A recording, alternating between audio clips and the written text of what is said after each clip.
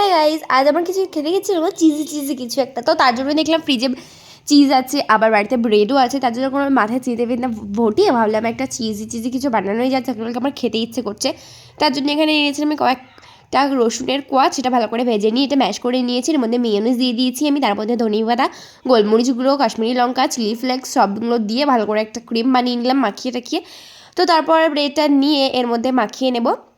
এই যে ভালো করে এটা মিশিয়ে নিয়ে একটা ব্রেড নিয়ে নিয়েছি, এর মধ্যে যে ওই যেটা আমরা ক্রিম টাইপের বানিয়েছি সেটা এর মধ্যে মাখিয়ে নেবো। তারপর এর মধ্যে আমরা চিজ ভরে ভরে একদম দিয়ে দেবো। তারপরে যে এরকম প্রসেস সব কটা করে নিলাম, তারপরে চিলি ফ্লেক্স আর ধনিয়া পাতা এর মধ্যে দিয়ে ভালো করে একটু গার্নিশ করে নিয়ে এটা বেক করে নিলে 3 মিনিটের মতো একদম চিজ ব্রেড আপনার রেডি। আর এই যে এইভাবে কেটে দেখুন তো কত চিজি হচ্ছে ব্যাপারটা, যে এতটা চিজ দিয়েছি। এই যে চিজি জিনিসটা খুবই সুন্দর লাগে, সো খুব টেস্টি হয়েছিলো, খুব ইয়াম্মি হয়েছিল। তো তো আজকের জন্য টাটা।